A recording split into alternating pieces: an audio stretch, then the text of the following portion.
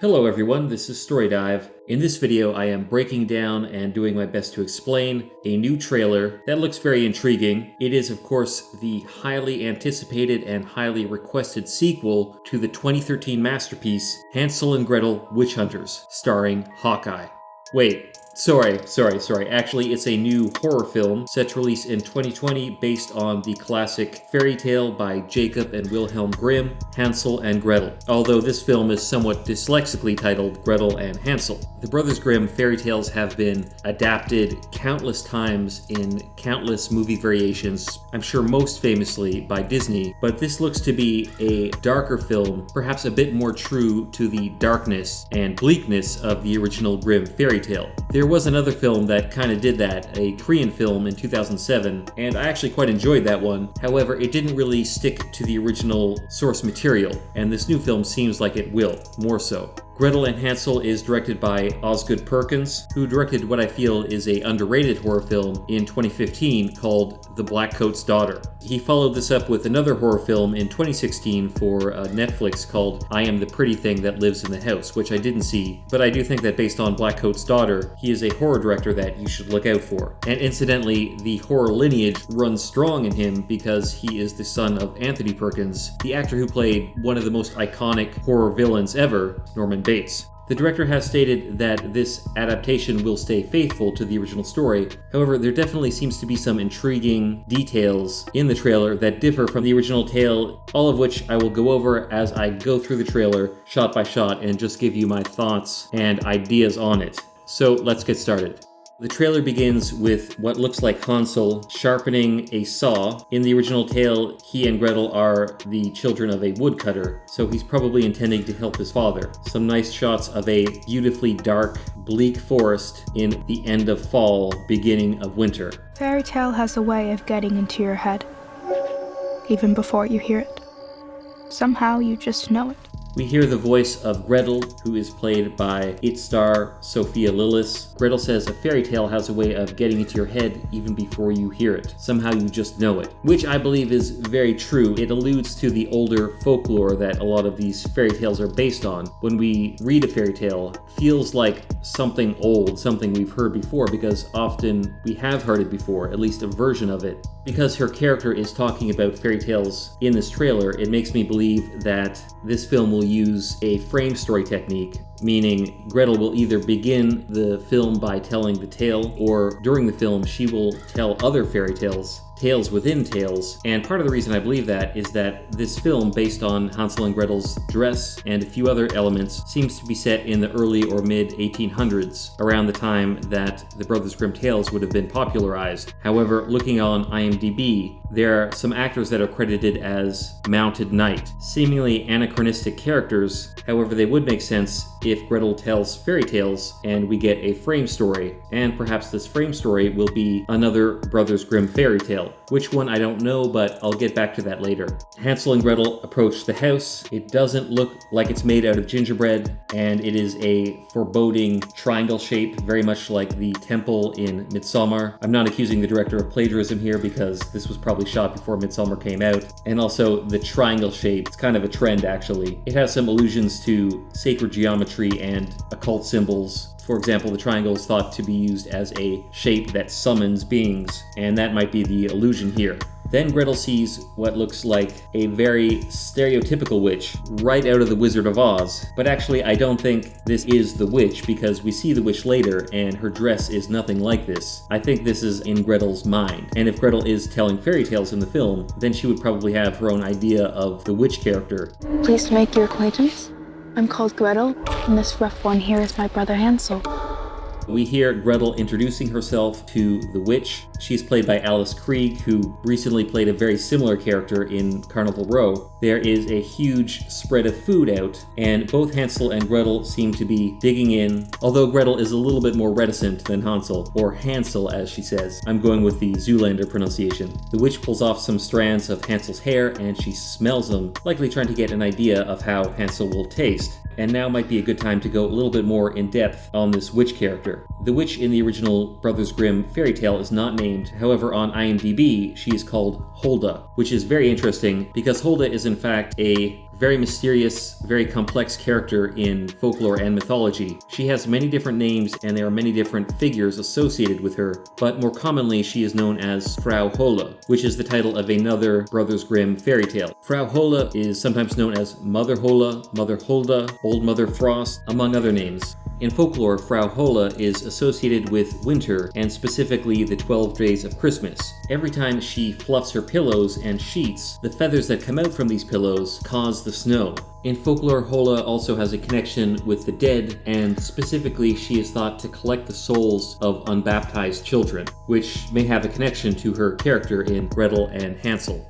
Frau Holle, or the Germanic goddess Hulda, is also a patron goddess of housework and crafts, specifically weaving and spinning, and it may be that latter feature that connects her to witchcraft in Germanic folklore. Spinning is sometimes thought to be a method of witchcraft. So Hulda is sometimes seen as a goddess of witches. In fact, one 9th century Christian text called Canon Episcopi calls her out by name, basically saying that she draws out the spirits of women while they sleep to fly through the night amid demons. This alludes to another belief that she is either the leader or a part of the Wild Hunt in Germanic folklore. The Wild Hunt is a party of spirits or other beings that will fly through the night sky as if hunting some prey. Sometimes they will draw those who see them up into their party to fly along in the sky. Hulda is thought to either be the leader of this or a consort of Odin, who is also thought to be the leader of the Wild Hunt in some traditions. The figure of Hulda or Holle is connected by folklorists to other figures in folklore. For instance, Jacob Grimm himself, in his book about Germanic mythology, connected Hulda to the figure of Perchta or Berchta. Perchta is a goddess in the pre-Christian Alpine religion in what is today the German or Austrian Alps. Perchta is similarly associated with winter and the 12 days of Christmas, and also spinning. In folklore, she is a figure much like Krampus, who can either reward or harm children. She will usually appear on the 12th night and will reward children who have behaved well with coins, or if they have not performed well, trigger warning right now, she will slit open their bellies and then stuff their empty bellies full of straw and pebbles. Again, this may have a connection to her role in Gretel and Hansel. Tell me how you came to be in my woods.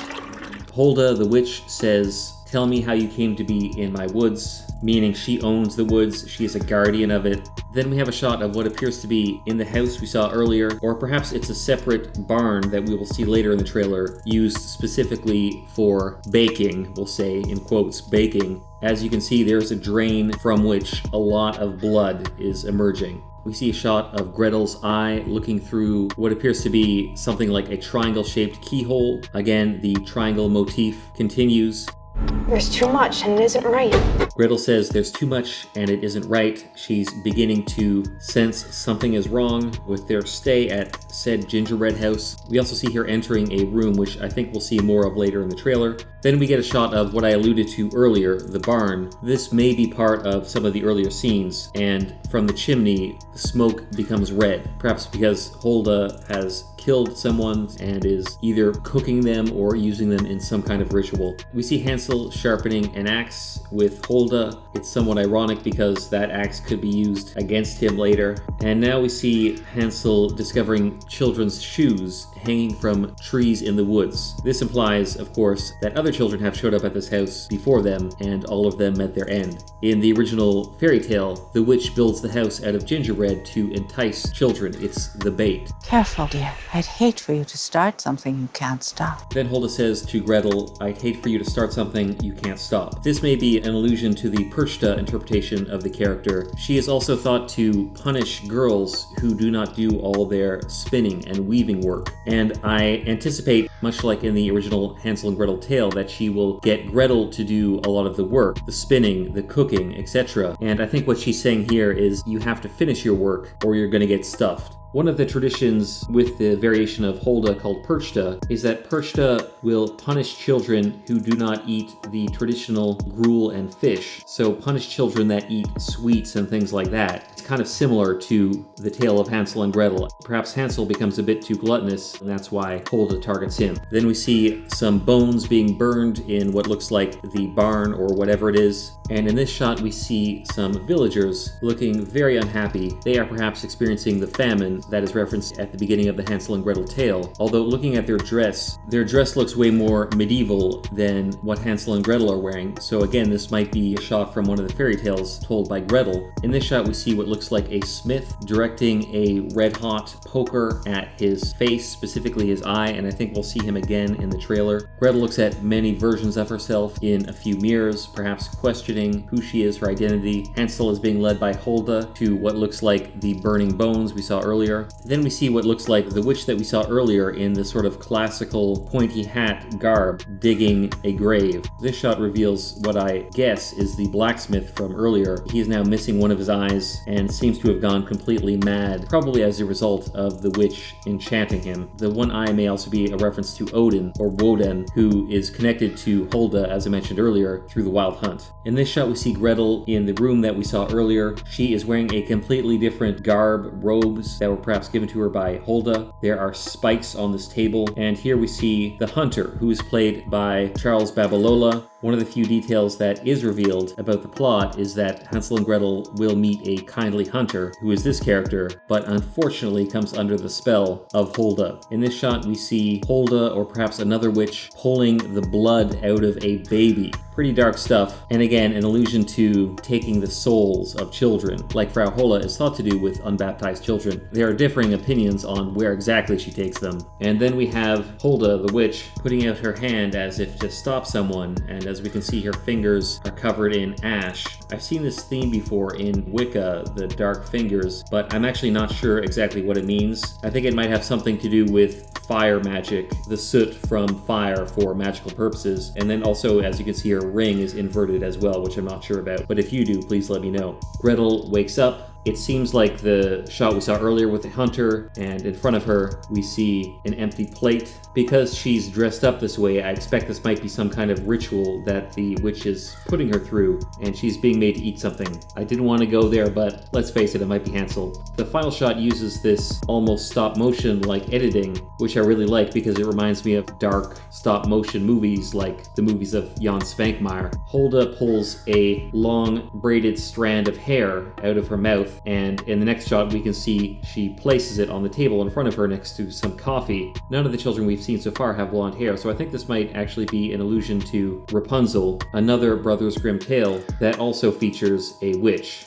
In Rapunzel, the witch is called Dame Gothel, and she imprisons Rapunzel, but it's possible all the witches in Grimm stories are the same witch, so perhaps they're all kind of Hulda in a way. Now that we're at the end of the trailer, I'll just give you my theories on what I think the plot is going to be. In an interview, Oz Perkins, the director, said that it was titled Gretel and Hansel because Gretel is more of a prominent character in this version. As you can see from the trailer, she looks to be about 14, 15, and Hansel is around 12, whereas in the original story, they're both around 12. In the director's description, he says that he wanted to explore the idea that because she's the older sibling, she kind of has to look over her younger brother and, in a way, sacrifice her own life, her own progression. Because the figure of Hulda in mythology is a queen of witches that draws women into witchy behavior, I think the character in this film might take a similar approach and actually attempt to draw Gretel in to her witchcraft. Of course, this will probably involve the sacrifice of Hansel, which will be Gretel's conflict because obviously she won't want to kill her brother, but she might be seduced by what Hulda offers her. Gretel will have to make a choice, but I could be completely wrong.